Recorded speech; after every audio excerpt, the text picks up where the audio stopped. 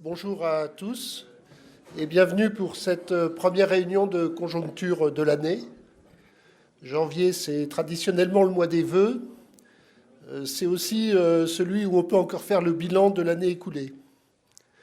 Donc 2016 aura été une année de grande surprise, en particulier politique, et je crois qu'on peut dire aussi de mouvements de marché assez inattendus à la suite de ces surprises. Dans cet environnement, Ecofis s'est efforcé de gérer ses portefeuilles en minimisant les surprises et même en tirant profit. Je crois qu'on peut dire que nous y sommes à peu près parvenus.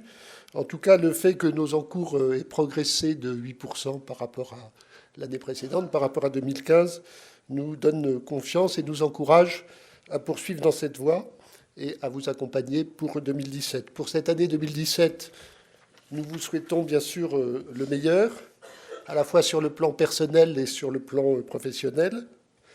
Nous serons à vos côtés pour tenter de vous éclairer sur les marchés, pour vous permettre de déjouer les surprises s'il y en a, pour vous permettre aussi de repérer les points de vigilance, ceux qu'il faut surveiller.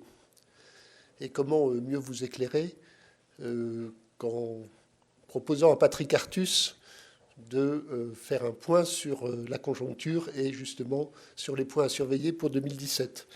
Alors on ne présente pas Patrick Artus, mais je vais dire quand même quelques-unes de ses nombreuses fonctions. Chef économiste de Natixis, où il est membre du comité exécutif, professeur d'économie à la Sorbonne et membre du Cercle des économistes. Donc je lui cède la parole pour une intervention qui durera jusqu'à peu près 9h10, 9h15 et qui sera suivie par des questions. Merci beaucoup. Bonjour à tous. Bonne année. J'espère qu'effectivement 2017 se passera bien. Dans mon CV, je ne mets pas la chose la plus amusante, qui est que je suis professeur à l'école des cadres du Parti communiste chinois. C'est un truc que je ne mets pas parce que si vous allez aux États-Unis, vous restez à la frontière si vous avez ça sur votre CV. Mais en fait, nous, on appellerait ça l'ENA. Voilà. Mais la différence avec vous, c'est que dans la salle, quand je fais des cours, ils sont 4000. Donc c'est difficile d'être un peu interactif. Donc, c'est très gentil de m'avoir invité pour cette présentation où je vais essayer de vous dire ce qui nous paraît important en 2017. Et plutôt, il me semble, que de faire des prévisions, il me semble qu'il faut plutôt essayer d'identifier ce qu'il faut surveiller. Sur les évolutions, les variables, les mécanismes qui vont certainement jouer un rôle et donc sur lesquels il va falloir garder un œil, sachant que dans certains cas, la quantification de la prévision n'est pas évidente. Alors je voudrais... j'ai volé ce magnifique crayon, donc je ne voudrais surtout pas le perdre. Je voudrais me concentrer sur un nombre limité de points, puisque bien entendu, je vais essayer de tenir cela en une grosse demi-heure. Et puis ensuite, nous aurons une vingtaine de minutes pour toutes les questions que vous pourriez avoir sur les points que j'aurai sautés.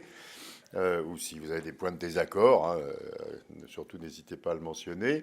Donc il me semble que si on veut faire un scénario d'investissement pour 2017, il est nécessaire de parler du pétrole. Le pétrole joue un rôle absolument central, je vais y revenir, qui est souvent sous-estimé. Il y a quelques économistes américains qui ont montré récemment que probablement les variations du prix du pétrole expliquaient 80% de la variabilité de la croissance mondiale. Et donc évidemment, c'est quelque chose qu'il faut regarder de près. Je voulais parler de l'excellent Donald Trump, mais plutôt de ce que nous attendons comme politique probable de la part de l'administration Trump et de ce que ceci peut faire sur les marchés, sur l'économie internationale. Je voulais dire un mot de la Chine. Alors, je ne sais pas si c'est des choses que vous regardez. Ça reste un vrai sujet dans le monde des investisseurs. On a énormément de questions de la part de nos clients dans tous les pays sur ce qui se passe en Chine, avec parfois une vision des risques chinois qui n'est probablement pas la bonne. C'est-à-dire qu'il faut essayer d'identifier ce qui est vraiment un risque en Chine et ce qui est plus quelque chose d'un peu plus médiatique et qui probablement ne se réalisera pas. Je voudrais dire un mot de la situation européenne, aussi bien économique que politique que de politique monétaire. Et ayant fait tout ça, je pourrais essayer de vous dire comment nous sentons l'allocation d'actifs pour l'année 2017, de manière cohérente avec ces différents points. À nouveau, vous avez parfaitement le droit de ne pas être d'accord avec tout ce que je vais dire. Si c'est le cas, vous êtes gravement dans l'erreur, mais c'est votre entière responsabilité. Et bien entendu, nous essaierons de débattre librement juste après. Alors, je vais commencer par le pétrole pour vous sensibiliser au fait que probablement ce qui va se passer sur le prix du pétrole va être extrêmement important. Alors, nous sommes aujourd'hui dans une situation où le pétrole oscille autour de 55-56 dollars le baril, c'est-à-dire quand même que son prix a doublé en un an par rapport au début de l'année dernière où on était à 25 dollars, mais on est toujours évidemment à des niveaux faibles par rapport à ce que nous avons eu dans le passé. Quelle est la perspective d'abord sur le prix du pétrole? La perspective, c'est très clairement la poursuite de la hausse du prix, pour de nombreuses raisons. La première, c'est que la demande mondiale de pétrole augmente rapidement. Alors, je ne sais pas si vous voyez, il y a 3 courbes, mais si vous pouvez vous concentrer sur la courbe verte, c'est la croissance sur un an de la consommation de pétrole dans les pays émergents. Et vous voyez, c'est pratiquement 3%. Et ceci vient d'ailleurs largement de la Chine et d'Inde. Et ça implique que pour le monde entier, la consommation mondiale de pétrole augmente d'à peu près 1,5%. Ce qui est rapide, l'Agence internationale de l'énergie, d'ailleurs hier, vient de réviser à la hausse ses hypothèses de consommation de pétrole. On n'est absolument pas sur des scénarios comme 21, où il faudrait que d'ici 2050, la consommation mondiale de pétrole ait décru d'à peu près 40%. Donc il faudrait qu'elle baisse de 1% par an. Elle est sur une tendance aujourd'hui, elle augmente de 1,5% par an, pas à cause des pays de l'OCDE, mais à cause des émergents. Et dans le même temps, comme vous savez, les pays de l'OPEP et la Russie ont décidé de baisser leur production et nous avons les premiers signes qu'il y a effectivement des coupes dans les productions de la plupart des pays qui ont signé l'accord OPEP et de la Russie. Donc si vous avez une demande en croissance forte et une production qui s'affaiblit, évidemment la direction est assez claire, c'est une hausse des prix. Et par ailleurs, les investissements pétroliers ont considérablement baissé. Aujourd'hui, l'industrie pétrolière mondiale n'investit pas assez pour satisfaire la demande dans les 2, 3 ou 4 prochaines années. Le niveau d'investissement a baissé de 750 milliards de dollars par an en 2014 à moins de 400 milliards cette année, ce qui n'est pas assez. D'autant plus, comme vous le savez peut-être, que la moitié des investissements servent simplement à maintenir en état les vieux gisements, pas à chercher de nouveaux gisements. Donc on va sans doute avoir un marché du pétrole qui va se tendre progressivement, donc des prix plus élevés dans les 2 prochaines années. La difficulté est de savoir à quelle vitesse, parce que dans le même temps, comme depuis 3 ans, on peut le voir là, vous voyez la ligne pointillée, c'est la production, la ligne rouge, c'est la consommation. Alors le dernier point qu'on a, c'est décembre, donc on n'a pas encore la baisse de production qu'on va voir en janvier. Depuis 3 ans, on produit trop de pétrole, donc on a plein de stocks. Et ces stocks peuvent revenir être écoulés sur le marché, ce qui évidemment diffère la hausse des prix.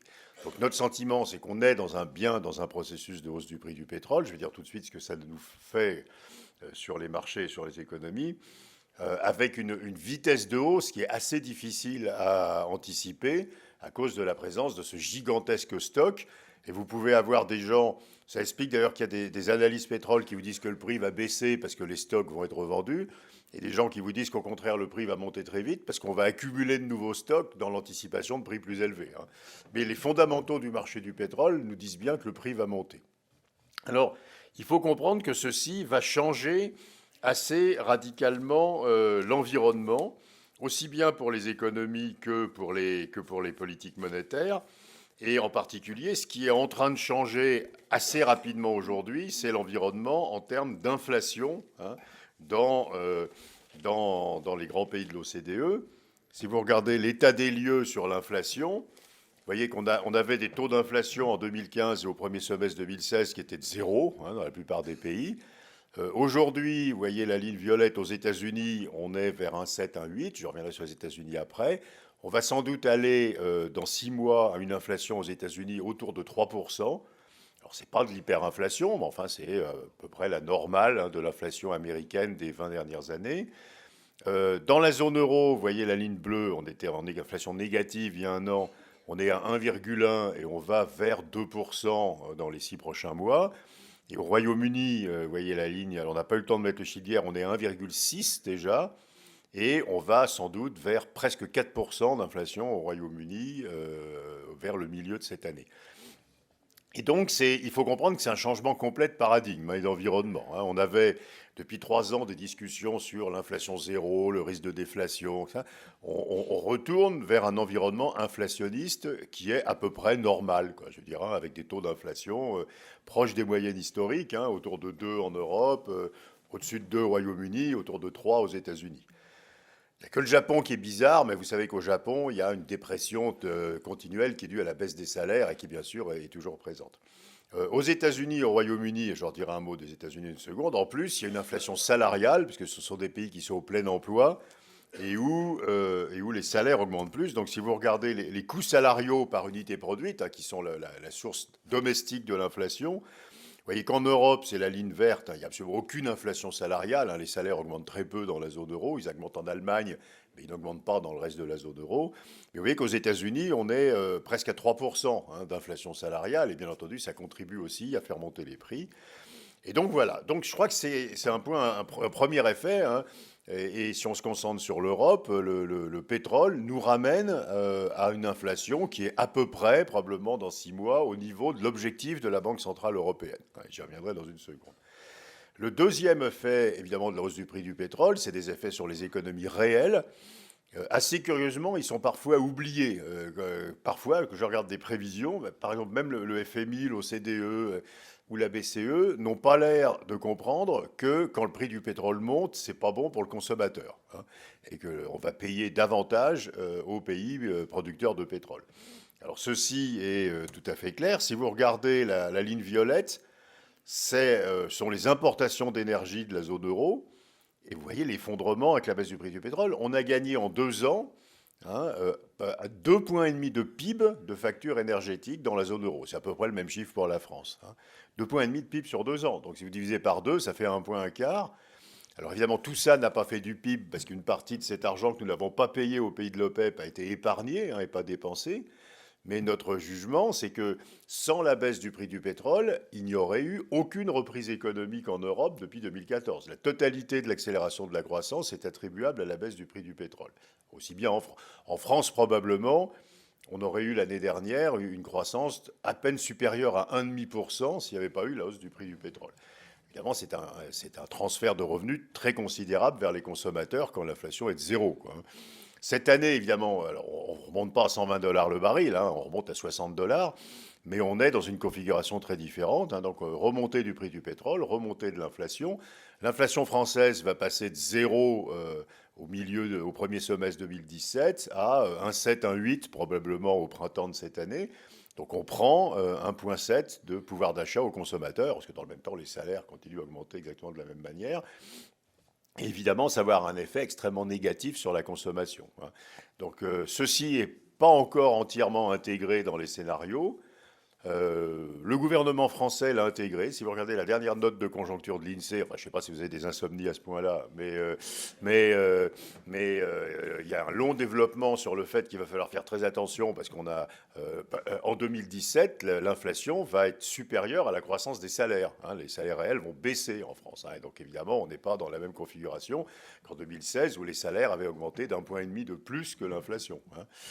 Donc il faut faire très attention et on va sans doute avoir un prélèvement de l'ordre d'un demi-point sur la croissance européenne due à la remontée du prix du pétrole.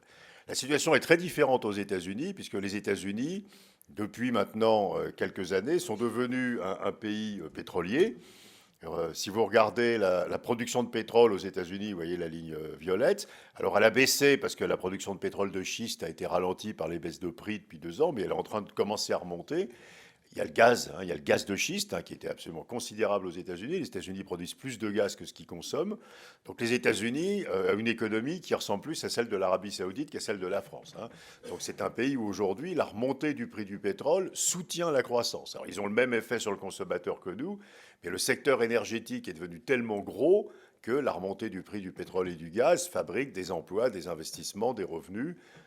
Et dans le cas du gaz, maintenant, des exportations, parce que les États-Unis commencent à exporter du gaz liquéfié. Et donc, ça crée une asymétrie qui est assez gênante. D'ailleurs, j'y reviendrai tout à l'heure en parlant de l'Europe. Quand le prix du pétrole remonte, c'est quelque chose qui est positif pour l'économie américaine et qui est négatif pour l'économie européenne. Donc, cette asymétrie est nouvelle. Elle tient à l'énorme extension du secteur pétrolier et gazier dans l'économie américaine. Voilà. Alors, je parlais des pays modernes. Donc, vous voyez, mon premier point, c'est de dire attention, dans nos esprits, il faut qu'on sorte de la configuration qu'on avait depuis 3 ans, où le débat était sur l'absence d'inflation, hein, le risque de déflation, l'absence d'inflation, etc. On revient, on a une certaine normalisation de l'inflation. Et en Europe, c'est la plus mauvaise, puisque cette inflation n'est que importée. Hein. Si votre inflation vient de la hausse des salaires, c'est de l'inflation qui vient du pouvoir d'achat domestique du pays. C'est le cas américain ou le cas anglais. Si votre inflation vient du prix du pétrole, elle est importée, donc elle mange du revenu. Hein. C'est de la mauvaise inflation, cette inflation qui est importée, alors que l'inflation salariale, on pourrait la caractériser de bonne inflation, puisqu'elle est le reflet d'une accélération du revenu domestique. Voilà mon premier point. Y a-t-il des questions? Alors, je pourrais parler 15 ans sur le pétrole, puisque c'est facile. Trump, évidemment, va rajouter une couche, puisque probablement, ça sera plus facile aux États-Unis d'exploiter un certain nombre de matières premières. Cela étant, il ne faut pas surestimer les choses. Il n'y a pas aujourd'hui d'énormes restrictions sur l'exploitation du pétrole et du gaz aux États-Unis. Et le charbon, c'est une fantaisie totale de Trump, puisque de toute façon, c'est tellement plus cher de faire de l'électricité avec le charbon qu'avec le gaz aux États-Unis, que même si on déréglemente complètement le CO2, on ne reviendra pas au charbon. On restera dans une production à base de gaz, ce qui est quand même beaucoup plus vertueux. Vous savez qu'on émet 2 fois moins de CO2 pour la même quantité d'électricité quand on utilise le gaz que quand on utilise le charbon. Alors, tant qu'il n'y a pas de questions, je continue. Oui. Fin d'année, on dit 60 moyenne annuelle. Donc, comme on a commencé l'année à 56, c'est-à-dire qu'on finit l'année à 64. Quoi. Et fin 2018, peut-être un peu au-dessus de $70. C'est pas monstrueux, mais tu vois, ça suffit à te maintenir une inflation autour de 2%, aussi bien en 2017 qu'en 2018. Et je parlerai bien sûr de la BCE dans 5 minutes. J'ai une question par rapport à la production. Au niveau où se situe le prix du baril, il y a énormément de nouvelles exploitations qui ont été réouvertes aux États-Unis, de gaz et pétrole de schiste, qui vont alimenter le marché. Est-ce que ça ne risque pas de créer une offre supplémentaire et donc de peser sur les prix, qui plus est au niveau de la consommation? Le baril coûte plus cher et le dollar est plus cher. Donc on se retrouve avec un double effet qui se coule, c'est-à-dire hausse des prix de la matière première, plus hausse du prix du pétrole via le dollar.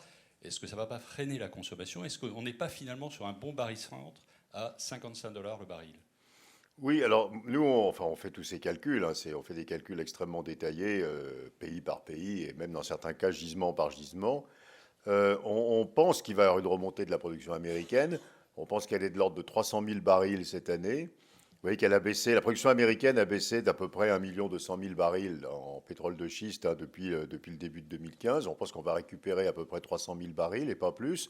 D'abord, il faut un peu de temps. Même si c'est du pétrole de schiste, il y a à peu près 6 mois de décalage entre l'investissement. Deuxièmement, le niveau d'investissement est quand même très bas. On compte les rigs, vous savez, les puits de forage. Il y avait 1600 rigs aux États-Unis au début de 2015. On est tombé à 250. Aujourd'hui, on est à 500. Alors, bien sûr, il y a des gains de productivité aussi, puisqu'on maintient les puits plus longtemps. Mais enfin, on est quand même très, très loin d'être revenu au niveau d'exploration d'il y a 2 ans. Troisièmement, il y a plein de sociétés pétrolières qui ont fait faillite. Le taux de défaut, il y a presque 30% des sociétés pétrolières aux États-Unis ont disparu depuis le début de 2015. Et donc ceux-là, ils sont morts, quoi. Et quatrièmement, c'est très hétérogène les États-Unis. Il y a des endroits où c'est rentable dès aujourd'hui de produire et des endroits où c'est absolument pas rentable. Donc si vous êtes spécialiste du truc, il y a une forte rentabilité déjà dans certains gisements, au Texas, dans le Permian, etc. Si vous allez dans le Dakota, on est à des années-lumière de pouvoir explorer du pétrole de façon profitable aujourd'hui. Donc voilà, mais on en tient compte. On tient compte aussi d'un retour de la production de la Libye. On tient compte de l'augmentation qu'il y a eu en Iran et en Irak, qui va se tasser aujourd'hui parce qu'il faudrait mettre beaucoup d'investissements. Mais on tient compte des baisses de production en Arabie Saoudite, au Koweït, au Nigeria, en Russie, au Kazakhstan. On tient compte des difficultés d'ailleurs du Nigeria. Vous savez que le sport national au Nigeria, c'est de faire un trou dans le pipeline pour prendre le pétrole et le vendre au marché noir. Donc ça a l'air anecdotique, mais ça leur coûte 1 million de barils par jour, etc., etc. Donc on essaie vraiment de le faire au mieux. Et on trouve que même si tout ceci conduit quand même à ce que en 2017 et 2018, en termes nets, la demande augmente d'au moins 1 million de barils chaque année, de plus que la production. Et donc on va bien, dès aujourd'hui d'ailleurs probablement, la consommation mondiale de pétrole est déjà, on ne le sait pas encore, parce qu'il faut attendre les chiffres de janvier, est déjà probablement supérieure à la production. Simplement, on peut taper sur les stocks, il y a 300 millions de barils de stocks en plus de la normale, on peut tenir un an pratiquement en tirant les stocks, quoi. Donc c'est pour ça que le prix met du temps à bouger. Donc nous, on est plutôt sur des scénarios de hausse de prix, mais plutôt vers la fin de l'année, quoi, et pas en début d'année, parce qu'il y a cet effet. Mais honnêtement, on essaie de le faire au mieux. Alors les compagnies pétrolières le font encore mieux que nous, parce qu'elles le font gisement par gisement. Il y a un point aussi qu'il faut que vous ayez à l'esprit, je le disais tout à l'heure, si vous prenez un vieux gisement de pétrole, si vous arrêtez d'investir dans l'entretien du gisement, sa production diminue de 6% par an. Et c'est ce qui se passe par exemple en mer du Nord, où les compagnies ont complètement arrêté l'entretien et où on a un effondrement de la production de la mer du Nord. C'est ce qui se passe aussi dans certains... c'est ce qui s'est un moment passé au Brésil, puisque Petrobras n'avait plus les moyens d'investir, c'est en train de s'arranger. Donc il faut comprendre que quand on dit qu'on a besoin de produire 1% de pétrole par an de plus, en réalité c'est 7, quoi. C'est 1 pour la demande, mais 6 pour compenser la baisse de la production sur les vieux gisements. Donc il faut quand même beaucoup, beaucoup d'investissements pour y arriver. Donc nous, il nous semble vraiment que la tendance naturelle, c'est une hausse des prix. Mais à nouveau, peut-être pas tout de suite, quoi. C'est peut-être plutôt dans 6 mois. Alors, je vais passer à Trump, si vous voulez bien. Alors, je ne vais pas m'appesantir sur le... À nouveau, je me suis abonné au Twitter de Trump. C'est un grand moment, quoi. Je veux dire, c'est un truc... vous recevez le tweet. Il tweet tous les jours à 6 h du matin, heure de New York. Donc vous pouvez regarder. C'est génial, quoi. Je veux dire, c'est des trucs incroyables, quoi. Donc moi, je suis très jaloux parce qu'il a 24 millions de followers et moi seulement 2000. Donc je ne sais pas du tout comment ça se fait, mais c'est vraiment du tout. Alors, qu'est-ce que nous avons aux États-Unis? Alors, ce que nous essayons de faire, et on travaille avec des analystes politiques à Washington, on essaie de savoir ce qui sera mis en place dans le programme de Trump et ce qui ne sera pas mis en place. Ce qui nous semble devoir être mis en place, et ça joue un rôle tout à fait considérable pour les marchés financiers, c'est une très importante baisse de la taxation des profits des entreprises. Et quand Trump rencontre des chefs d'entreprise, il leur confirme que ça ne sera pas négociable, que le Congrès devra accepter une baisse considérable de la taxation des profits, et comme Trump a suggéré, que le taux d'imposition des profits passe de 35% à 15% pour les profits faits aux États-Unis, et de 40 à 10% pour les profits faits en dehors des États-Unis et rapatriés aux États-Unis, avec un effet rétroactif. C'est-à-dire que les profits qui sont gardés à l'étranger aujourd'hui pourraient être rapatriés avec une taxation de 10. Les républicains du Congrès ne sont pas du tout hostiles, parce que la baisse des impôts fait partie du programme traditionnel des républicains. Et donc nous partons de l'idée qu'il y aura effectivement à la fois une baisse de la taxation des profits des entreprises qui va réduire d'à peu près les 2/3 l'imposition des profits. Donc ça fait à peu près 2 points de PIB de perte de revenus fiscaux pour l'administration américaine. Et cette mesure de rapatriement des profits qui devrait ramener à peu près 1200 milliards de dollars de profits aux États-Unis. Aujourd'hui, les entreprises américaines ont 2500 milliards de dollars de profits à l'étranger qu'elles ne rapatrient pas parce qu'il faudrait payer 40% d'impôts. Deuxièmement, sur les ménages, ce que fait Trump n'est pas idiot d'ailleurs sur les ménages, puisqu'il va baisser les taux d'impôt mais élargir les bases, en supprimant les exemptions, les niches comme on dit en France, et ceci s'autofinance à peu près. Donc les taux d'impôt seront plus bas mais il y aura moins de déductions. Et troisièmement, le grand programme d'investissement en infrastructure, personne n'y croit, parce que d'abord on ne sait pas comment il serait financé. Vous ne pouvez pas baisser les impôts et augmenter les dépenses, quoi. Ça commence à faire beaucoup. Et deuxièmement, le Congrès est radicalement opposé à l'idée que l'État fédéral construise des ponts, quoi. Ce n'est pas leur vision du rôle de l'État fédéral.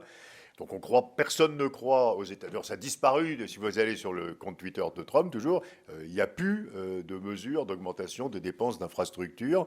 Il est dit que le secteur privé devra, grâce à des nouvelles mesures d'incitation fiscale, prendre en charge la rénovation des infrastructures, ce qui n'est pas idiot. Cela étant, vous restez quand même avec une très forte expansion budgétaire. Le déficit public va sans doute passer de 3 à 5% du PIB en 2018, essentiellement dû à la baisse des impôts des entreprises. Donc c'est à peu près ça qu'il faut retenir. Après, il y a des mesures plus bizarres. Je parlerai du protectionnisme après. Une des mesures qui était en gros de créer de la TVA sur le modèle européen, c'est-à-dire une taxe qui taxerait les importations et pas les exports, quoi, sur le modèle de notre TVA. Pour l'instant, c'est un truc qui a été agité comme ça. On n'a pas de programme précis pour mettre ça en place. Alors, partons de l'idée qu'il y a en gros 350 milliards de dollars de baisse des impôts des entreprises, étalés sur quelques années. La bizarrerie de ça, c'est que les États-Unis, alors c'est un débat, hein, mais, alors pardon, il faut que je fasse plus un, les États-Unis sont très très proches en tout cas du plein emploi. Vous voyez la ligne violette, hein, c'est le taux de chômage aux États-Unis. Alors c'est un débat qui est quand même encore assez chaud. C'est-à-dire qu'il reste une partie des économistes ou des hommes politiques qui ne croient pas que les États-Unis sont au plein emploi. Par exemple, Joe Stiglitz à Davos avant-hier a dit c'est une fantaisie, il y a plein d'Américains qui sont sortis du marché du travail depuis la crise. Et vous voyez, c'est la ligne grise, c'est la proportion des Américains qui travaillent. Alors simplement, cette ligne grise est calculée très bizarrement parce que c'est les 15 à plus l'infini. Quand on fait le même calcul en France, on prend les 15-65 ans. Aux États-Unis, ils prennent les 15 à plus infini. Alors vous savez que le salarié le plus âgé travaillant aux États-Unis, il est chez Walmart et il a 104 ans. Hein, donc ils ont raison d'aller loin. Bon, cela étant, le consensus aux États-Unis, c'est un débat qui est extrêmement important, hein, mais à la fois pour la politique budgétaire, pour la politique de la Réserve fédérale, le consensus aux États-Unis, c'est que vraiment, probablement, on est au plein emploi. Et ça, toutes les entreprises disent que c'est extrêmement difficile d'embaucher et les salaires accélèrent. Si vous prenez les plus bas salaires, hein, les salaires au voisinage du salaire minimum, ils ont augmenté de 13% en 2 ans. Hein, ce qui est très nouveau, parce que ces salaires augmentaient très peu depuis une vingtaine d'années. Et là, on a une très forte accélération des plus bas salaires, ce qui nous montre que le marché du travail peu qualifié, hein, est en train d'être aussi au plein emploi. Alors, je peux raconter une anecdote que m'a raconté le patron d'XPO. XPO, c'est la boîte de logistique qui a racheté Norbert d'Entresangles. Vous connaissez, les camions rouges, vous savez. Et le patron d'XPO me dit, c'est absolument terrible, parce que j'essaie d'embaucher des chauffeurs de camions et il n'y en a plus. Hein, ils sont tous au boulot. Donc, alors, je dis, vous avez fait quoi? Ben, il y en a fait revenir les retraités. Ils ont quel âge? Ben, ils ont entre 70 et 80 ans. Il s'est passé quoi? Ben, on a un doublement des accidents de camion. Hein, donc ça peut être compliqué. Bon. Alors si vous partez du principe que l'évolution des salaires et les enquêtes auprès des entreprises nous disent que... Je ne dis pas, parce que je reçois apparaître des tonnes de mails d'injures, hein, je ne dis pas que les emplois créés aux États-Unis sont fameux, quoi, hein. Dans certains cas, c'est des emplois mal qualifiés, pas bien payés, à temps pas complet. Ça, on le sait. Mais enfin... La réalité, c'est que les entreprises américaines n'arrivent plus à embaucher. Hein, et que ça quand même manifeste qu'on est au plein emploi. Faire une relance budgétaire au plein emploi, c'est quand même super bizarre, quoi. Hein, une relance budgétaire, normalement, ça se fait quand on est en situation de chômage. Hein. Au plein emploi, vous ne pouvez pas augmenter la production. Alors, assez curieusement, c'est un truc que beaucoup d'économistes n'ont même pas l'air de comprendre. Donc, quand Trump dit « je vais relancer l'économie, on va faire 4% de croissance », quand vous êtes au plein emploi, la question c'est qu'est-ce qui va produire les 4%, quoi, parce que tout le monde a un emploi. Puis ça n'a pas l'air d'être très mode de faire venir des immigrés, quoi. C'est la même chose sur le protectionnisme. C'est très bien de taxer les voitures mexicaines en disant on va fabriquer aux États-Unis et pas au Mexique les voitures. Qui va fabriquer les voitures aux États-Unis si on est au plein emploi? À part faire venir les Mexicains, avec ce qui est à nouveau pas l'air d'être la tendance. Donc il y a une vraie. Donc le consensus des économistes, c'est une question pour nous qui est extrêmement sérieuse, c'est de dire partons de l'hypothèse qui a l'air juste que l'administration Trump va mettre en place une politique de relance budgétaire et de mesures protectionnistes, qui veut dire qu'ils vont freiner les importations dans une certaine mesure, au plein emploi. Alors la théorie économique après est extrêmement simple quand vous faites ça. Vous accélérez les tensions inflationnistes puisque vous relancez une économie qui est déjà au plein emploi. Les marchés financiers sont d'accord. Hein. Ce que vous avez là, c'est les swaps d'inflation, hein, donc c'est l'anticipation d'inflation sur les marchés. Vous voyez les États-Unis à la ligne violette. Alors, ce n'est pas encore très haut, mais on a quand même, vous voyez, presque 1% de hausse, hein, de l'inflation anticipée, et elle continue à monter. Hein. À nouveau, notre sentiment, c'est que l'inflation américaine va aller à 3%. Hein. Deuxième effet, comme il y a plus d'inflation, la Réserve fédérale va être obligée de monter ses taux. Le consensus, c'est-à-dire ce que dit la Réserve fédérale, c'est qu'elle va monter ses taux 3 fois cette année de 25 points de base. Ce qui serait le minimum. Hein. La croissance nominale des États-Unis, hein, si vous dites 3 d'inflation, 2 de croissance réelle, c'est 5. Le taux de la Réserve fédérale aujourd'hui est à 0,75. Si vous faites 3 fois 25, ça fait 1,50 à la fin de l'année. Des taux à 1,50 avec 5% de croissance nominale, c'est quasi miraculeux, quoi, hein. Donc il y a aussi une possibilité qu'elle en fasse plus ou qu'elle en fasse plus en 2018. Et les marchés n'y croient pas. Hein, les marchés financiers pensent que la Réserve fédérale fera 3 hausses en 2 ans. Elle-même, hein, maintenant les banques centrales souvent publient leurs prévisions internes, dit qu'elle fera 6 hausses en 2 ans, et pas 3. Et je pense que 8 n'est peut-être pas une invention ridicule, quoi, hein. Ce qui nous mettrait quand même qu'à 2,75 pour les taux de la Réserve fédérale à la fin de 2018, ce qui est quand même pas extraordinaire. Donc il y aura hausse des taux, et bien entendu cette hausse des taux va se communiquer aux taux d'intérêt à long terme.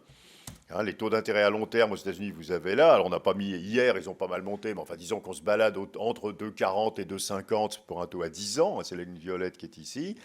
On sera au-dessus de 3 à la fin de l'année, hein, sur les taux à 10 ans américains, peut-être 3,20, 3,30. Hein. Et ouais, c'est pas non plus spectaculaire comme hypothèse. Hein. Je veux dire que dans cet environnement, les taux américains vont prendre 70 points de base. Comme les taux européens, mais je reviendrai sur l'Europe dans une minute, ont une corrélation de l'ordre de 0,7 avec les taux américains, ça veut dire que les taux longs européens vont monter à cause des États-Unis, parce qu'il peut y avoir d'autres causes, de 40 à 50 points de base. Ce qui veut dire que ce matin, la France se finance presque à 90 centimes. Hein, et donc, ça veut dire 1,40 à la fin de l'année, quoi, pour les taux d'OAT, à cause des États-Unis, parce qu'il peut y avoir des causes européennes en plus. Et puis la troisième évolution dans cette configuration qui est normale, c'est que le dollar s'apprécie. Alors la mécanique, elle est extrêmement simple. Vous faites de la relance de la demande intérieure alors qu'on ne peut pas augmenter la production parce qu'on est au plein emploi. Et donc, comme il faut faire de la place pour la demande intérieure dans la production, il faut faire du déficit extérieur. Et pour faire du déficit extérieur, il faut que le dollar s'apprécie. Et on a bien vu dans la période récente l'appréciation du dollar. Hein, on l'a vu, alors on peut la regarder, pardon, je me suis trompé de slide, c'est juste là. On l'a vu par rapport au yen, hein, c'est la ligne qui est bleue, on l'a vu par rapport à l'euro. Alors, ce n'est pas une énorme appréciation pour l'instant, elle est beaucoup plus forte par rapport au renminbi chinois, hein. Mais le dollar est bien parti depuis l'élection de Trump dans une tendance d'appréciation qui est complètement logique, puisque à nouveau, il va falloir dégrader le commerce extérieur des États-Unis pour donner de la place à une demande intérieure qui va être stimulée. Bon, donc pour une fois, les marchés financiers réagissent de façon assez raisonnable. Hein, puisqu'ils réagissent bien dans le sens que suggère l'analyse économique. Si on relance une économie au plein emploi, on a plus d'inflation, on a des taux d'intérêt plus élevés, on a une monnaie qui s'apprécie. La dernière chose, c'est que comme la relance budgétaire prend la forme d'une très forte baisse des impôts des entreprises, elle est bonne pour les marchés d'actions. Hein, et donc on a vu, alors là, voilà, ce que vous avez là, c'est les PER. Alors, la chute au 1er janvier, c'est juste que comme c'est les PER sur les résultats de l'année d'après, on est passé des résultats de 2017 aux résultats de 2018. Hein. Donc, vous voyez qu'on est aujourd'hui sur les résultats de 2018 à un PER aux États-Unis qui est de l'ordre de 18. Simplement, ceci n'inclut pas la mesure Trump. Hein. Donc, déjà, le marché, lui, a monté. Hein. Regardez le S&P. Hein, depuis l'élection de Trump, hein, oui, c'est la ligne qui est tout en haut, mais les autres marchés aussi, hein, par contagion, bien sûr. Est-ce que le marché américain est trop cher? La réponse est non, parce que 18, mais si vous avez la mesure Trump sur les impôts, ça va augmenter de 20% les résultats par action des entreprises, là, hein, bénéfices par action. Vous faites 18 moins 20%, hein, en gros ça fait 14,5. Ça veut dire que le marché américain, en réalité, n'est pas plus cher que le marché européen, hein, alors qu'il y a plus de croissance aux États-Unis. Donc en réalité, le marché américain n'est pas trop cher, à condition que Trump fasse bien ce qu'il va faire, quoi, je veux dire, hein. Alors si jamais Trump, tout d'un coup, tweetait, bah, finalement j'ai décidé de ne pas baisser les impôts, honnêtement, ça serait un bain de sang sur les marchés financiers. Simplement, il s'est vraiment engagé. Alors j'ai discuté récemment avec Bernard Arnault, vous savez, qui est allé voir Trump. Bernard Arnault est absolument incroyable parce qu'il nous dit Trump, c'est un génie, c'est le plus grand homme d'État qu'on ait jamais eu dans l'Occident. Ça inquiète, mais enfin bon. Et je lui dis, mais pourquoi vous dites ça? Il dit, il va supprimer tous les impôts. Hein, voilà. Mais apparemment, Trump a reçu plein de chefs d'entreprise auxquels il a tenu exactement le même. Bill Gates, etc., le patron de Zuckerberg, le patron de Ford. Il leur a tous dit, je vais essayer de supprimer les impôts des entreprises, quoi. En disant, mais ça va être un deal, quoi. Je veux dire, vous allez me créer des emplois, mais moi, je vous supprime vos impôts, quoi. Donc il va le faire, quoi, les baisses d'impôts. Et donc, du coup, il est légitime que le marché action monte. Sur le marché du crédit, qui est bien sûr, des marchés que vous regardez, alors bien sûr, tout ça a un effet direct sur l'Europe, et la corrélation est très importante, c'est même irrationnellement élevé. Mais la corrélation entre les marchés actions ou les marchés de crédit, hein, les spreads de crédit et US-Europe, si vous prenez les spreads de crédit, que ce soit investment grade ou high yield, on a des corrèles US zone euro qui sont presque à 0,90. Hein. Donc ce qui se passe aux États-Unis affecte directement le marché européen. Si vous regardez, alors j'essaie de vous les trouver. J'ai emmené mes notes à Taïwan, j'aurais pas dû parce qu'il y avait 250% d'humidité. Alors ça, elles ont quand même un peu souffert. Si vous regardez le marché du crédit, donc aux États-Unis ou en Europe, vous voyez l'effondrement des spreads high yield, hein, qui est la ligne rouge. et qui vient à la fois de cette anticipation fiscale et aussi de l'amélioration énorme de la situation des sociétés pétrolières américaines. Comme vous savez, la situation des pétrolières, qui font à peu près que 25% du yield, mais qui ont un rôle extrêmement directeur, est tout à fait centrale pour l'évolution du marché du crédit. Sur l'investment grade, évidemment, le problème, c'est que les taux remontent. Donc, comme les taux swap remontent, le niveau absolu des taux investment grade va monter, même si les spreads continuent à se resserrer. Sur le high yield, la compression des spreads est telle que ça fait plus que compenser la hausse des taux. Donc on est plutôt positif sur le high yield et un peu sous-exposé sur l'investment grade, pas à cause de la qualité de crédit, mais à cause du mouvement global de remontée des taux d'intérêt. Donc voilà sur les États-Unis. Je surveille l'heure, il faut que j'aille beaucoup plus vite. 2 points avant de conclure, mais je vous ai déjà donné l'essentiel marché. Chine, tout le monde s'énerve sur la croissance chinoise, mais il y a plein de croissance en Chine. Il y a énorme relance des infrastructures, de la construction, croissance très forte dans les services. Enfin bon, le vrai problème de la Chine, c'est le renminbi. Je vous en dis quand même un mot parce que c'est quand même quelque chose qui peut être extrêmement important. D'abord, si le renminbi chinois chute, évidemment c'est très mauvais pour toutes les sociétés qui vendent en Chine. Et deuxièmement, comme vous savez, ça a toujours eu ça a un effet objectif qui est que la compétitivité des produits chinois serait renforcée, ce qui n'est pas bon pour un certain nombre de pays. Le problème de la Chine, c'est une hémorragie incroyable de capitaux. Ce que vous avez là, c'est les sorties de capitaux. Et les sorties de capitaux sont considérablement plus élevées que les excédents extérieurs de la Chine. Dans ces capitaux qui sortent, il y a la moitié, c'est des capitaux de particuliers. Assez largement, c'est des Chinois qui essaient de passer leurs économies en dollars pour se protéger contre la dépréciation du renminbi. Le gouvernement essaie de l'empêcher avec extrêmement peu de résultats. Tous les riches chinois ont envoyé leur argent et leurs enfants à l'étranger. Allez à Vancouver, il n'y a plus que des enfants de milliardaires chinois. Les prix de l'immobilier à Vancouver ont augmenté de 60% en un an, parce que les Chinois achètent tout Vancouver. Et ils sont en train d'attaquer, ils ont attaqué Toronto et là ils attaquent Montréal. Donc à Montréal, maintenant, tous les développements sont en chinois. Et donc cette hémorragie, elle est spéculative. C'est des gens qui veulent, soit ont peur politiquement, soit se protègent contre la dépréciation du change et donc se passent en devise.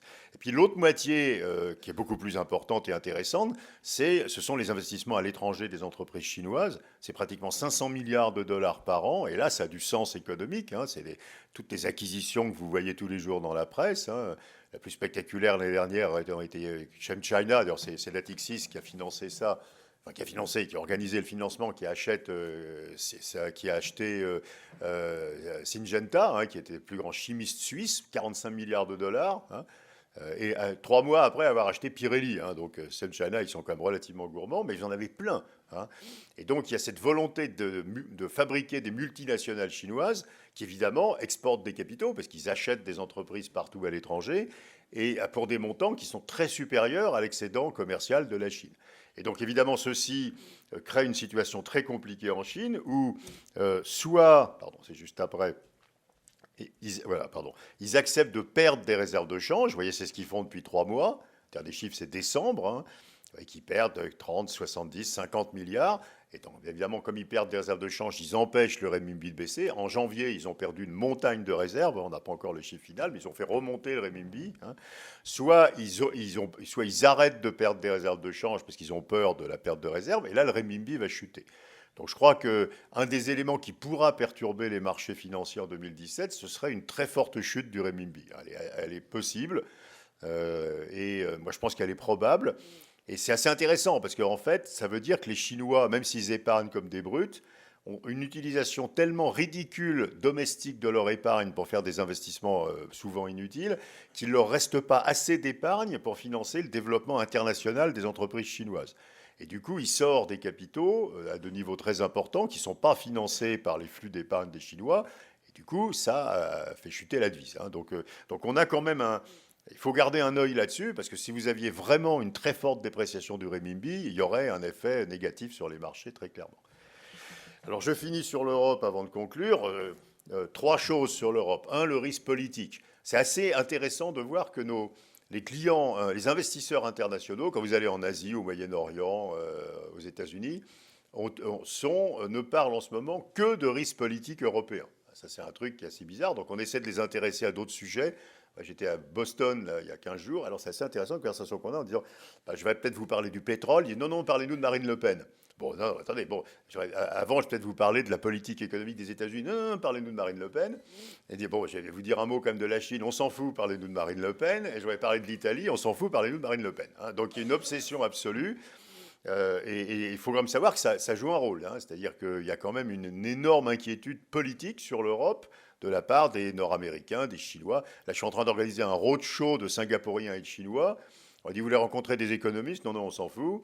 Vous voulez voir la Banque Centrale Européenne? Non, on s'en fout complètement. Vous voulez voir qui? Marine Le Pen. Alors, essayez d'organiser un rendez-vous pour Marine Le Pen avec des Chinois. C'est un peu... Bon, donc, j'ai même pas essayé, d'ailleurs. Mais... Donc, du coup, on leur fait rencontrer des analystes politiques. Ils vont voir Alain Duhamel, ce qui me paraît plus intéressant que de voir Marine Le Pen. Bon, alors, qu'est-ce qu'il y a comme vérité du risque politique européen? Nous, notre sentiment, c'est qu'il y a un pays le seul pays qui va vraiment très très mal, c'est l'Italie. L'Italie a un problème économique monstrueux. Moi, je passe beaucoup de temps en Italie à essayer de comprendre ça. J'ai des amis au gouvernement italien. On essaie vraiment de travailler avec eux. Et personne n'a d'idée sur la façon dont il faudrait améliorer la situation de l'Italie. Alors, quand on fait des présentations sur l'Italie, en général, c'est assez simple parce que quand vous voulez regarder l'Italie, vous projetez les graphiques pour la zone euro et l'Italie, c'est toujours la courbe d'en bas. Donc, c'est quand même relativement pratique. Mais je prends juste 20 secondes pour vous sensibiliser au fait que si vous étiez Premier ministre italien, vous seriez très embarrassé. On ne sait vraiment plus quoi faire dans le cas de l'Italie. C'est un pays qui a désinvesti, sous-investi considérablement depuis 20 ans. Vous voyez la ligne verte ici. Et vous voyez la ligne orange, c'est le niveau d'investissement de l'Espagne. Le niveau d'investissement en Espagne a doublé par rapport à celui de l'Italie depuis 20 ans. Donc massif sous-investissement. Comme il y a massif sous-investissement, destruction de la productivité, regardez la ligne grise. La productivité en Italie est plus basse, est 3-4% plus basse qu'il y a 20 ans. C'est incroyable, quoi. Comme il y a destruction de la productivité, très forte hausse des coûts. Comme il y a très forte hausse des coûts, perte de compétitivité. Perte de compétitivité, ça veut dire perte de part de marché. Je vais voir si vous suivez, l'Italie, c'est la ligne d'en bas. Oui. Mais c'est impressionnant. Les Italiens, leurs exportations ont augmenté comme la moitié du commerce mondial. C'est un truc qui est incroyable. Donc pas de croissance. Et comme il n'y a pas de croissance, défaut à un niveau très élevé, 6% des ménages italiens ont fait défaut sur leur crédit l'année dernière. 6%, vous voyez le truc. Et encore plus que ça, et il disparaît 15 000 PME par mois en Italie en ce moment. Et donc, du coup, problème des banques, c'est que les banques ont 180 milliards d'euros de crédits douteux non provisionnés. C'est 360, mais il y a 180 de provisions. 180 milliards de crédits non provisionnés. Qu'est-ce que vous faites avec ça? Le gouvernement italien dit qu'il faudrait mettre au moins 60 milliards d'euros de recapitalisation dans le système bancaire. Et tout le monde s'excite sur Monte dei Paschi. Monte dei Paschi, c'est 10% du problème du système bancaire italien. Et comme il n'y a pas de banque, il n'y a pas de crédit aux entreprises. Et comme il n'y a pas de crédit, il n'y a pas d'investissement. Vous voyez que le cercle absolument abominable qui est bouclé. Et voilà, vous faites quoi? Alors, d'abord, traiter le problème des banques.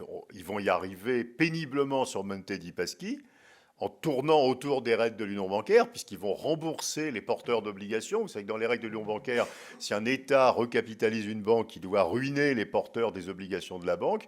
Et là, ils vont les ruiner puis leur rembourser. Donc, ça veut dire que l'Europe ferme les yeux sur le fait que la première fois que le problème se pose, on n'applique pas les règles de l'union bancaire. Mais bon, de toute façon, ces règles sont stupides, donc c'est bien qu'elles ne soient pas appliquées. Mais enfin, c'est quand même... Vous voyez, mais à nouveau, c'est 10% du problème, Monte dei Paschi. Il reste toutes les autres. Je dînais l'autre jour à Milan avec des patrons de banque qui sont les clients de Natixis en Italie. Et le type à côté de moi, il me dit vous faites quoi dans la vie? Il me dit je suis le président de Banca Popolare di Verona. Alors, c'est une des banques les pires. Et je lui dis comment ça va? Il dit ça va pas bien. Les non-performing loans, c'est 8 fois les fonds propres. Donc, mais voilà, donc vous avez des problèmes épouvantables. Mais même quand vous avez fait ça, vous n'avez rien réglé. Si vous nettoyez les bilans des banques, mais comme il n'y a pas de croissance, les gens continuent à faire défaut sur leur crédit, vous allez immédiatement remplir les bilans des banques de saloperie. Donc en même temps, il faut faire repartir l'investissement. Quand vous faites repartir l'investissement, donc tout ça est très compliqué. La compétitivité de l'Italie est catastrophique. Les produits italiens, c'est les mêmes que les produits espagnols, ils sont 25% plus chers. Vous avez baissé les salaires de 25%? La réponse est non. Les Espagnols l'ont fait, mais c'était en 2009. Est-ce que les opinions acceptées en 2009, elles ne les acceptent plus aujourd'hui? Donc honnêtement, voilà. Alors du coup, évidemment, Pepe Grillo, vous savez, qui est ce formidable leader politique de Cinque Stelle, dit on sort de l'euro et on dévalue. Le problème, c'est que l'Italie, comme tout le monde, a 2 années de PIB de dette extérieure en euros. Donc, s'ils sortent de l'euro et qu'ils dévaluent, tout le monde fait faillite, donc, y compris les entreprises italiennes, les banques. Donc, il n'y a pas de solution, honnêtement, à l'Italie. Hein. Et donc, il n'y aura pas d'élection cette année. Les élections, c'est février 2018. La probabilité que Grillo gagne des élections, je pense qu'elle est assez forte, même s'il y a une grosse incertitude sur le système électoral, hein, puisqu'il y a une réforme bizarre en cours qui va être annulée. Bon. Mais les Italiens sont désespérés, quoi. Dire, c'est une situation économique épouvantable. Donc, bon, mais à part ça, en 2017, honnêtement, le risque politique. Alors, tous les Américains croient que Marine Le Pen va gagner les élections en France, quoi. Alors, moi, j'en sais rien. Je suis les sondages comme vous, hein, mais je suis administrateur d'Ipsos, donc j'ai les sondages que vous n'avez pas. Mais enfin, ils disent la même chose, donc c'est pas un avantage comparatif énorme. Donc pour l'instant, Marine Le Pen ne gagne pas les élections, quoi. Je veux dire. Hein, donc, mais voilà. Alors, deuxième, mais à nouveau, réfléchissez. Le problème italien est monstrueux, quoi. Vous corrigez pas, en claquant des doigts, 20 années de sous-investissement. Hein, c'est avec un vieillissement incroyable du capital des entreprises. Enfin, c'est ennemi. Hein. Deuxième sujet, le pétrole, donc je ne reviens pas. Le pétrole plus cher, donc on va perdre un peu de croissance, hein, essentiellement sur le consommateur. Troisième sujet, la BCE. Et là, on va aussi avoir quelque chose qui va être assez sportif. Et le débat à l'intérieur de la BCE est extrêmement vif déjà. L'inflation va aller à peu près à 2%, elle va à peu près y rester. Et donc les Allemands, les Hollandais, etc., disent à Draghi, c'est pas possible, qu'on ne peut pas continuer le quantitative easing quand l'inflation est revenue à 2%. Et Draghi a dit, parce que j'étais là, je continuerai le quantitative easing jusqu'à la fin de mon mandat en 2019. Bon, donc on est parti pour un très violent conflit, je pense, à l'intérieur de la BCE. Draghi commence à être lâché, hein, il a été lâché même par Queré, apparemment, plus ou moins, enfin, on trouvera qu'il exagérait quand même. Le plus probable, c'est que, enfin, il peut perdre sa majorité, parce que quand même, c'est extrêmement difficile de justifier de faire cette politique-là à 2% d'inflation. Il y a le risque de défaut. Donc il y a vraiment un risque que la BCE doive annoncer dans le courant de cette année, qu'en 2018, cette année, ils ne vont rien changer. Hein. Elle sort du quantitative easing progressivement. Le jour où ils le font, les marchés vont bouger. D'une quantité qui est impossible à prévoir, hein, puisqu'on n'a jamais eu. Donc c'est difficile de calibrer un événement qui ne s'est jamais produit, quoi. Aux États-Unis, ça a été bizarre, parce que quand Bernanke a annoncé la sortie du QE en 2013, les taux ont beaucoup monté, et après, ils ont beaucoup baissé. Mais ils ont beaucoup baissé parce que le pétrole s'est effondré à ce moment-là. Nous, on aurait la sortie du QE dans un environnement où le pétrole monte. Hein. Et donc, quand même, ça veut dire que ça va rajouter sur les taux. Hein. Donc, nous surveillons ceci attentivement. Si vers le milieu de cette année, mais on a, comme toutes les banques, on a des, j'arrête, hein, on a des ECB watchers. Parce que vous savez, il y a un excellent papier dans l'American Economic Review qui montre que les analystes de taux basés à Francfort prévoient mieux la BCE que ceux qui ne sont pas à Francfort. Et donc quand vous y allez, vous comprenez, les types boivent des bières comme des malades avec les types de la BCE, donc c'est assez logique qu'ils prévoient mieux. J'ai déjà vu un Allemand dans un bistrot à 7 heures, quoi, hein. Et donc nos analystes à Francfort nous disent que au Conseil de juin, on pourrait avoir des premières indications sur une sortie du QE en 2018 progressivement, et donc évidemment en Conseil de juin. Alors conclusion de tout ça, parce que j'étais trop long, qu'est-ce qu'il faut suivre cette année? Le pétrole, hein, je ne vais pas y revenir. 2, vérifier que Trump fait bien la mesure fiscale sur les entreprises que nous croyons qu'il va faire. À nouveau, là, on est dans l'autre sens. Et s'il ne la fait pas, ça va être très compliqué. Le marché action corrigera, le marché du crédit corrigera, mais nous pensons qu'il va le faire. 3, l'environnement d'inflation basse est terminé et on est dans un mouvement de remontée des taux.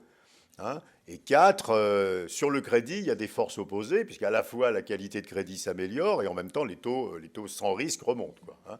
Et 5, les actions sont tirées par Trump, hein, et pas par les fondamentaux. Donc on est très dépendant de la mesure fiscale de Trump. Si vous nous suivez, nous avons donc une allocation d'actifs où on a extrêmement court en duration, enfin très sous-pondéré en duration, puisqu'on voit une remontée des taux européens peut-être de 100 points de base d'ici la fin de l'année, hein, quand on ajoute la BCE et les États-Unis.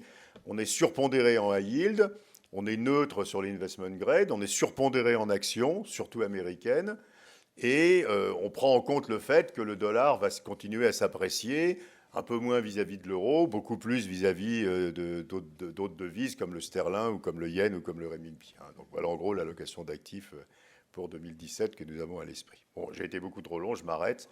Ils ont peut-être encore quelques minutes pour quelques...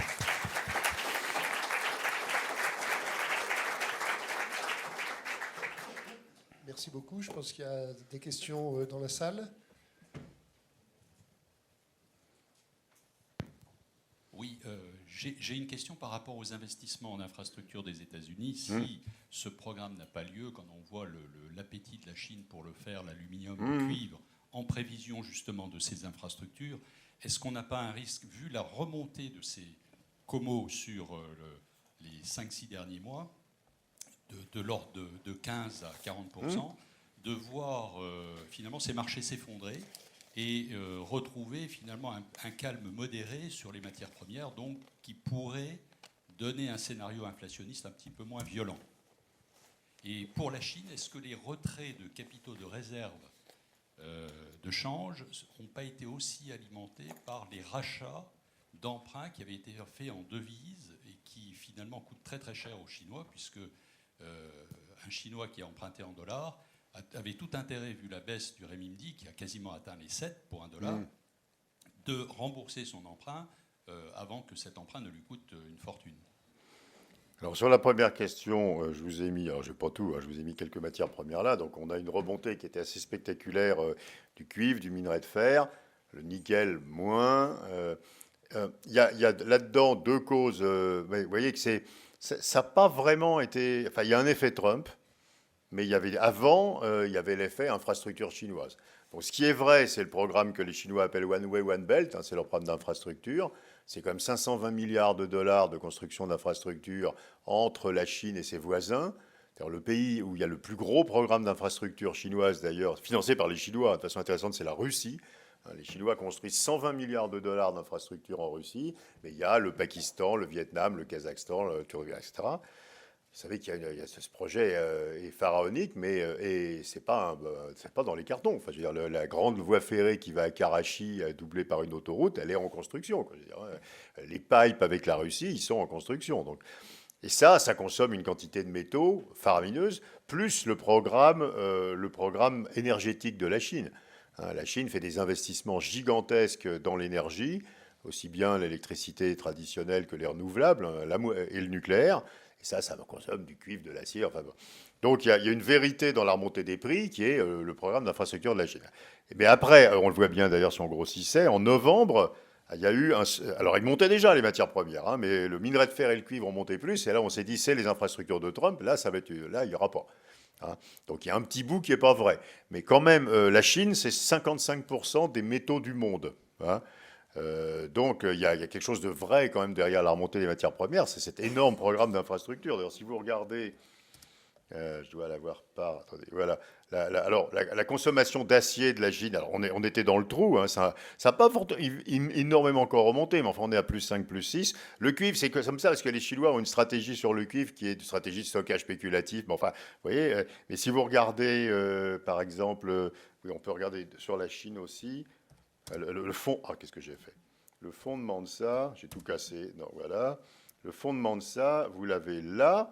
Alors, il faudrait de très bons yeux, mais les investissements en construction, c'est plus 12% par an. L'investissement dans le nucléaire, c'est 12-13. L'électricité, c'est 15, etc. Donc, tous ces trucs-là consomment des quantités incroyables de métaux, quoi. Donc, nous, on est quand même toujours positif sur les métaux industriels. Parce que et évidemment, les gens l'effet Trump est faux, mais il y a un effet chinois qui est juste et qui est sur plusieurs années. C'est pas transitoire. Ces investissements, alors truc intéressant d'ailleurs, ces investissements, on dit 120 milliards de dollars, mais c'est des renminbi, puisque c'est des entreprises chinoises qui construisent les infrastructures dans le reste des pays et elles sont payées par le gouvernement chinois en renminbi, ce qui évite de sortir des devises. Donc ça consomme pas tellement de devises en réalité ce programme. Vous savez, les Chinois cherchent en ce moment toutes les astuces incroyables pour que les Chinois sortent pas de devises, évidemment, à cause des... Donc le patron du fonds qui a acheté l'aéroport de Toulouse me racontait une histoire qui m'avait bien amusé. Il dit, voilà, tu comprends, le business, il est quand même vachement bien. Il dit, le Chinois, il va en vacances dans les Pyrénées. Donc, qu'est-ce qu'il fait? Il prend Southern China à Shanghai, et il va à Toulouse. Donc, le billet d'avion, il l'a acheté en renminbi. L'aéroport à Toulouse, il est à nous, donc il va payer les taxes d'aéroport en renminbi. Et on a acheté tous les resorts qu'on construit dans les Pyrénées. Donc, il va aller dans les Pyrénées, et sa chambre, il va la payer en renminbi. Donc, il ne va pas sortir une devise, et il aura passé un mois de vacances en France sans dépenser d'euros. Donc, c'est... Voilà. Mais... Voilà, donc je pense non. Je pense nous, enfin, on reste surpondéré sur les métaux industriels.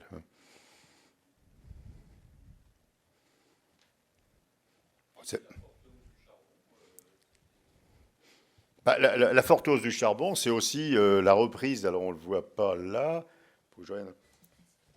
C'est aussi la reprise. Pardon, vous l'avez là. Qu'est-ce que j'en ai fait? J'ai perdu. Qu'est-ce que j'ai perdu? Je l'ai perdu. Je l'ai perdu. Attendez, fermez les yeux. C'est là. C'est la reprise de vous voyez, de la consommation d'électricité en Chine. On était à 0, on est à 8. Et même s'ils font beaucoup d'investissements, 74% de l'électricité en Chine est faite au charbon. Hein. Donc on a une énorme reprise des importations de charbon de la Chine depuis le millénaire, qui est liée aussi qui est liée à la reprise économique en Chine. Quoi. Je veux dire, la production d'électricité repart. Non, ça va. J'attendrai un peu plus tard. C'est gentil pour le Morito. Je vais peut-être vous poser une dernière question. C'est Oui. celle du découplage entre les taux américains et les taux européens. Vous nous avez dit votre inquiétude sur l'Italie. Est-ce qu'on peut avoir, malgré cette inquiétude sur l'Italie, une hausse des taux prononcée en Europe? Alors, les taux européens, bien sûr, il y a le quantitative easing, hein, donc le niveau est plus bas. Quand vous calculez la corrélation, c'est assez intéressant. C'est que la corrélation entre les niveaux de taux américains et allemands, je parlerai un mot des périphériques après, elle est devenue très très faible. Mais quand vous regardez la corrélation entre les variations de taux, elle est toujours la même. Elle se balade autour de 0,7. Donc quand les taux américains montent, les taux européens montent de 70% de la hausse des taux américains, mais en étant à un niveau plus bas. Donc en variation, la corrèle est restée extrêmement forte. Quoi. Donc si on pense que le 10 ans US, il est à 3,30 à la fin de l'année, donc c'est à 90 points de base de plus que ce matin, on pense qu'on aura 60 points de base de plus sur les taux allemands. Mais bien sûr, tout ceci se passant à un niveau de taux beaucoup plus bas à cause du QE. Après, il y a l'arrêt éventuel du QE en 2018, et là qui change complètement les choses, puisque si effectivement on a arrêt du QE, là on risque de recorréler les niveaux de taux. Hein. Alors nos modèles, mais alors, à nouveau, on calibre des modèles sur un événement qui ne s'est jamais produit, hein, ce qui est quand même en général dangereux, nous disent que le QE, dans sa version présente, donc on va passer à 60 milliards d'euros d'achat hein, en avril, explique une baisse des taux de la zone euro de 130 points de base. Hein, donc si on arrêtait brutalement le QE, et vous auriez 60 points de base qui viendraient des taux américains, et vous auriez 130 points de base qui viendraient de l'arrêt du QE. Donc en gros, les taux allemands monteraient de presque 200 points de base, ce qui fait qu'on serait à 2,30 sur le 10 ans allemand si on était... Bon, et ça ne va pas se passer brutalement, parce que de toute façon, le QE, il ne va pas passer de 60 à 0. Hein, il peut passer à 40 au premier semestre 2018. Enfin, ça va être un truc en ciseaux. Alors vous savez qu'on utilisait le mot tapering, hein, qui est le mot américain qu'avait utilisé la Réserve fédérale. Hein, on ferme le robinet. Mais alors la BCE a dit qu'il rejetait l'usage de tapering et qu'il fallait utiliser recalibration. Hein, donc on est comme on est. Hein. Bon, mais à nouveau, Draghi est violemment hostile à l'arrêt du QE, à titre personnel. Alors les mauvaises langues disent que c'est parce qu'il n'a pas abandonné l'idée de devenir président de la République italienne. Quoi, hein. Mais donc on ne sait pas ce qui va se passer. Je dis simplement que le potentiel, dans le worst case scénario, hein, où les taux américains montent bien de ce qu'on dit et où la BCE arrêterait le QE en 2018, fin 2018, probablement le 10 ans allemand serait un peu au-dessus de 2. Quoi. Ce qui n'est quand même pas spectaculaire non plus. Quoi, dire, hein, la croissance nominale de l'Allemagne, elle va être cette année de l'ordre de 4%. Hein, donc avoir des taux à 2 n'est pas non plus incroyable. Quoi, hein. Alors, sur les taux périphériques, par contre, là, l'Espagne, c'est un pays qui va bien. Enfin, personne. Et on a vraiment le problème italien, quoi, je veux dire. Et avec un risque économique, un risque politique. Donc, à nouveau, c'est très difficile de prévoir les taux italiens à l'horizon de plus d'un an. Quoi. La France, si vous voulez, a toujours manifesté une résilience incroyable de ses taux. Il y a un effet too big to fail. Pourtant, 60% des OAT sont détenus par des non-résidents, comme vous savez. Hein, donc ça pourrait être un marché fragile, mais il ne l'est pas. Hein, il ne l'est pas. Donc honnêtement, si Marine Le Pen gagne les élections, bon. Mais en dehors de ce scénario, honnêtement, on n'a pas envie d'élargir le spread de Watt-et-Boone, quoi, je veux dire, ou alors de 5 points de base, quoi, si vous voulez. Mais enfin, et de toute façon, peut-être que dans les 3 semaines avant l'élection présidentielle, il y aura un peu. Mais honnêtement, c'est un marché qui est. C'est vraiment too big to fail. C'est-à-dire, les gens qui ont des OAT, qu'est-ce qu'ils font s'ils en ont plus? Il y a un minimum de diversification de portefeuille. Les grandes banques centrales ne peuvent pas avoir que de l'Allemagne. Et puis les 50 ou 55 points de base des OAT en plus du Bund, enfin je vois nos clients banques centrales sont très contents de les prendre, quoi, je veux dire. Hein. Et dès que ça s'écarte un peu, d'ailleurs ils rachètent des OAT. Enfin, pour l'instant, il n'y a aucune perception d'un risque de crédit sur la France, quoi. Hein. Donc on n'a pas envie de faire un scénario négatif sur les OAT, au-delà de ce spread qui se balade entre 50 et 55 points de base suivant les semaines, quoi. Quelle est la cote-part de l'économie souterraine en Italie? Alors, elle a beaucoup baissé, hein, puisque d'une part, vous savez maintenant que depuis Mario Monti, les PME italiennes qui ne payent pas d'impôts sont soumises à une taxation forfaitaire. Ce qui a quand même incité les PME italiennes à déclarer leurs salariés, parce que du coup, ils peuvent soustraire les salaires de la base de l'impôt. Et puis la loi Renzi, sur le marché du travail, a régularisé des centaines de milliers d'Italiens. Ce qui montre d'ailleurs que quand vous offrez aux entreprises un contrat de travail raisonnable, vous régularisez un certain nombre de gens à qui, du coup, les entreprises préfèrent donner ce contrat de travail raisonnable que de prendre le risque. Alors, l'OCDE fait des estimations qui sont basées, en fait, sur la circulation de billets, sur le rapport entre qui est que l'Italie, c'est pas pire que la France. Hein, c'est-à-dire qu'en France, l'économie souterraine, c'est 12% du PIB, d'après l'OCDE, et le chiffre en Italie sera à peu près le même. Hein. Mais il y a eu un gros effort d'assainissement de l'économie italienne, hein, depuis le milieu des années 90. Hein. Alors je dis, ah bah non, vous l'avez pas. Enfin, c'est pas dans le PIB. Mais enfin, c'est apparemment plus un problème aussi sérieux que dans les années 70 ou 80. Quoi. Vous savez, alors l'OCDE fait un travail où il regarde la partie de la dépense qui est financée en billets. Et alors, dans les années 70, c'était assez drôle parce que la consommation en Italie, c'était plus que le PIB, ce qui est quand même relativement suspect. Hein, mais vous n'avez plus ça du tout. Quoi, je veux dire. Donc non, je ne pense pas que ça soit énorme aujourd'hui. C'est très gros quand même en France, hein, 12%. La France, c'est un des pays où l'économie souterraine est la plus grosse dans les pays de l'OCDE. Hein. Bonjour, j'ai une question sur le dollar, parce que vous êtes donc haussier dollar, vous avez corrigé en disant peut-être un peu moins... moins sur l'euro que sur les autres devises, oui. Mais en fait, donc, est-ce qu'il faut comprendre que quand le pétrole baisse, le dollar monte, et quand le pétrole monte, le dollar monte aussi? Ça, c'est ma première question. Non, oui, d'accord, allez-y. Et la deuxième, c'est comment est-ce qu'on va s'accommoder d'une hausse du dollar avec la réindustrialisation voulue par Trump? Oui, mais c'est pour ça que la politique de Trump est absurde. Hein. Je veux dire, la politique de Trump, elle fait monter les taux d'intérêt et elle apprécie le dollar.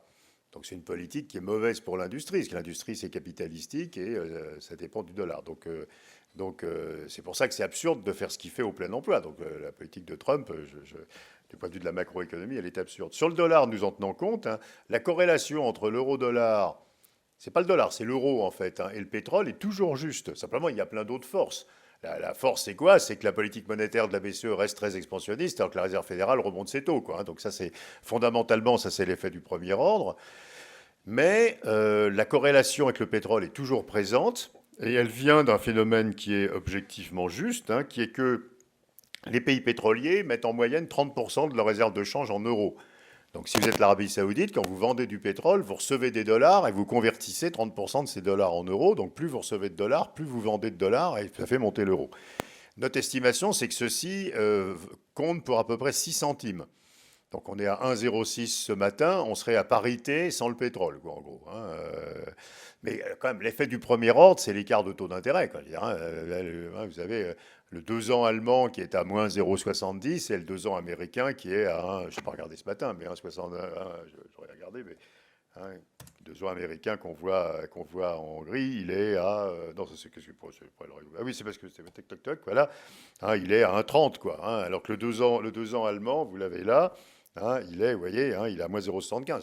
Donc l'écart de taux, c'est le mécanisme de premier ordre, mais le pétrole joue. Hein, à nouveau, le pétrole est la raison pour laquelle l'euro se déprécie moins par rapport au dollar que les autres devises. Hein, vous avez parfaitement raison.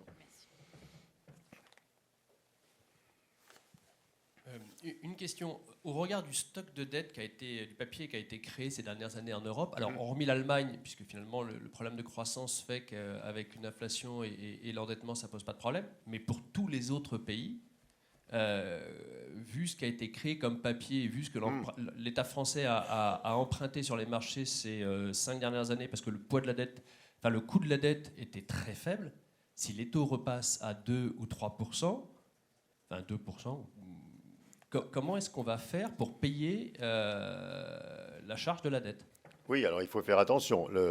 Ce qui serait négatif, c'est que le taux d'intérêt présent passe au-dessus du taux d'intérêt moyen de la dette. Hein. Aujourd'hui, le taux d'intérêt moyen de la dette en France, il est de 2%. L'État français a un taux d'intérêt moyen sur sa dette. La maturité de la dette, comme vous savez, c'est 7 ans et demi pour la dette publique de la France. Maturité moyenne, et donc le taux d'intérêt moyen, c'est 2. Donc si les taux français remontent de 0,80 à 1,50, le taux d'intérêt moyen sur le stock de dette va continuer à baisser. Hein. Donc ça ne devient dangereux que lorsque vos taux d'intérêt passent au-dessus du taux d'intérêt moyen sur le stock de dette. Donc on a quand même une marge de manœuvre importante. Avant que ceci... C'est la même chose que pour les assureurs. Ce qui serait très mauvais pour les assureurs, c'est que le taux d'intérêt des nouvelles obligations passe au-dessus du taux d'intérêt moyen du portefeuille obligataire de l'assureur. Donc on en est quand même très loin. C'est vrai que le 10 ans OAT à 2, ça se produira peut-être en 2019, vous voyez, ou à la fin de 2018, donc ce n'est pas tout de suite.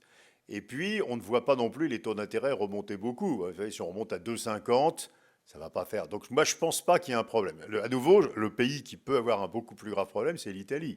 Parce qu'à la fois, le jour où les taux français sont à 2,50, les taux italiens sont autour de 4, avec une économie dont la croissance potentielle est à peu près de 0.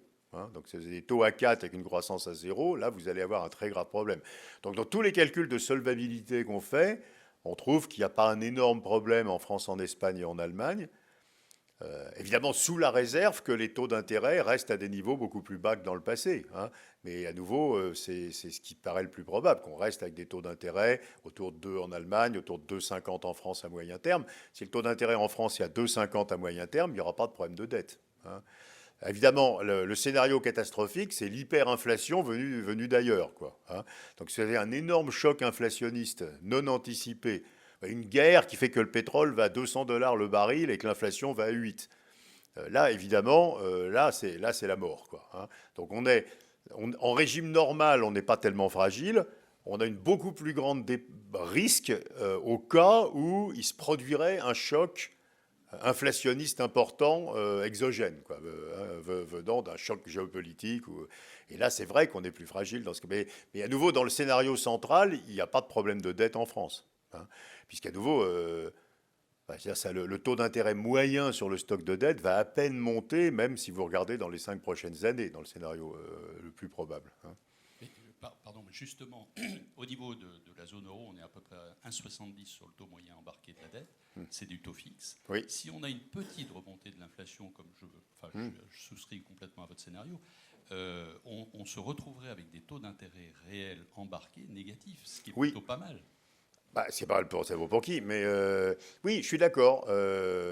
Transitoirement, en tout cas, et particulièrement en Espagne, parce que pas tellement en France. Si vous dites l'année prochaine en France, le 10 ans va à la fin de l'année vers 1,50 et l'inflation est à 1,7, le taux d'intérêt réel, en gros, il sera nul. En Espagne, vous pouvez avoir un taux d'intérêt autour de 2,50 et l'inflation va être au-dessus de 3. Donc l'Espagne va avoir des taux d'intérêt réels assez négatifs. Oui, je suis d'accord avec vous, mais d'un autre côté, alors, les très pessimistes disent du coup, tout le monde va balancer ses obligations parce que les taux d'intérêt réels négatifs ne sont pas acceptables. La question, c'est pour en faire quoi de l'argent, je veux dire, si vous balancez les obligations. Alors bien sûr, nous vous suggérons de sous-pondérer les obligations, de surpondérer le high yield et les actions. Simplement, ça ne peut pas se faire dans des proportions, ça se fait à la marge sur le portefeuille, ça ne se fait pas sur des proportions, vous ne pouvez pas vendre vos obligations. Donc, mais c'est vrai, on va passer... probablement pas de façon durable, mais en tout cas en 2017, et par une situation de taux d'intérêt, sauf en Italie, parce que les taux sont plus élevés, en France en tout cas, de taux d'intérêt réel à long terme négatif, légèrement négatif.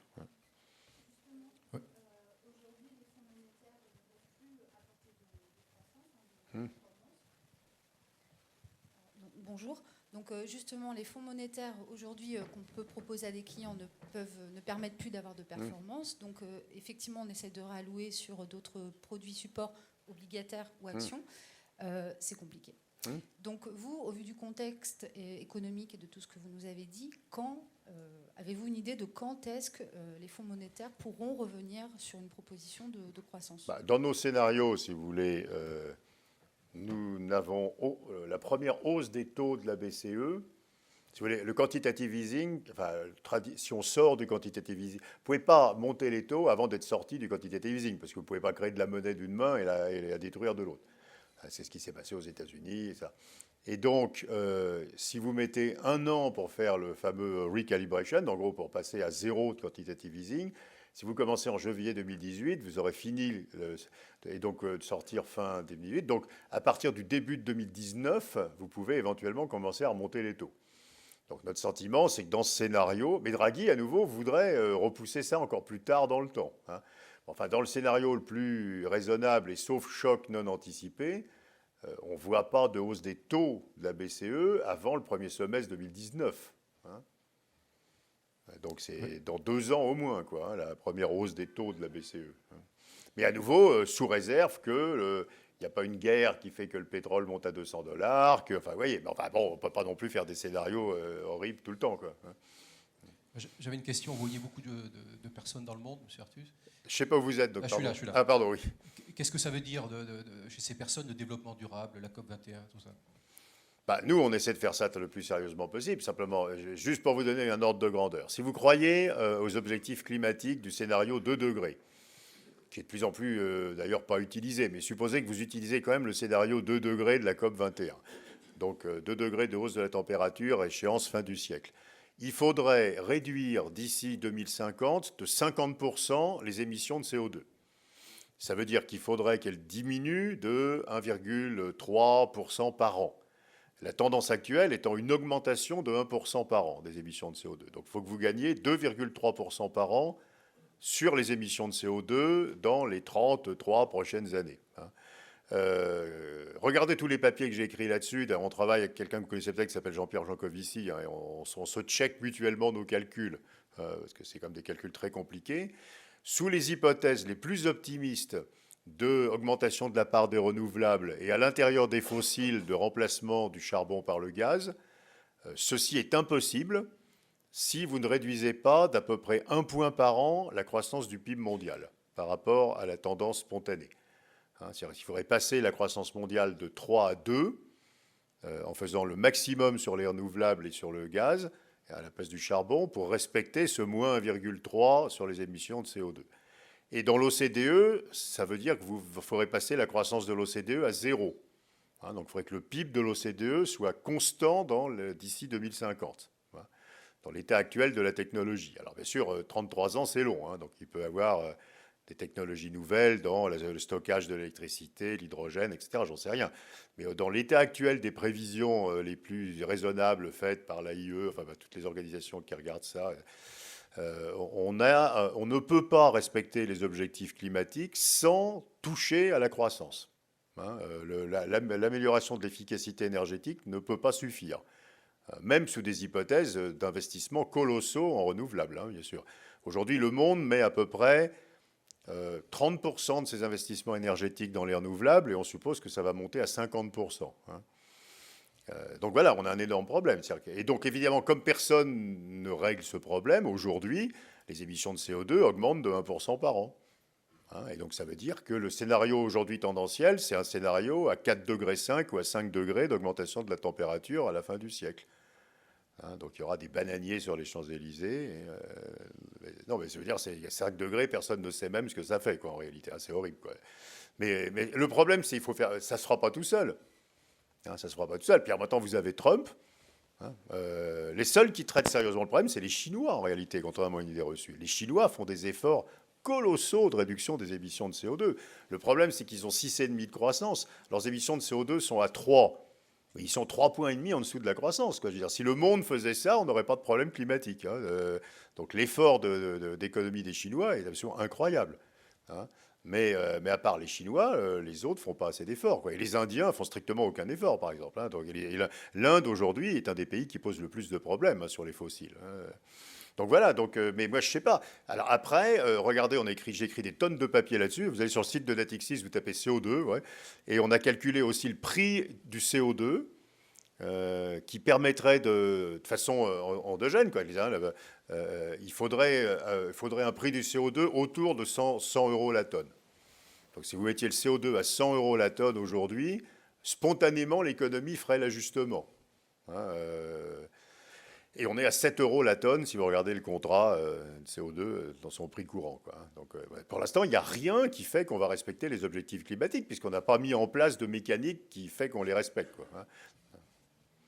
Alors, bien sûr, c'est un vrai sujet. Je vous disais tout à l'heure, oui, il faut qu'on arrête. Je vous disais tout à l'heure que nous prévoyons une hausse de 1,5% par an de la consommation mondiale de pétrole, alors qu'il faudrait que ça soit moins 1, quoi, hein. Sauf que, on ne va pas dire que c'est moins 1, parce que c'est plus. La réalité, c'est que c'est plus 1,5, quoi, hein. On ne peut pas empêcher les Chinois et les Indiens d'acheter des voitures pour l'instant.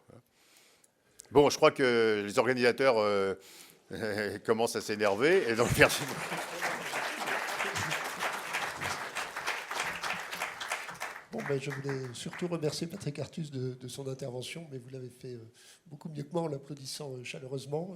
Ça a été extrêmement intéressant et éclairant. On a bien noté qu'il fallait garder un œil sur la Chine, sur la BCE, sur le pétrole, sur Trump. Ça fait beaucoup d'yeux à la fois, mais on va essayer d'être vigilant. Et je vous donne rendez-vous avant la prochaine réunion de conjoncture sur les réseaux sociaux. Donc on est sur Twitter, LinkedIn et Facebook. À bientôt et merci à tous.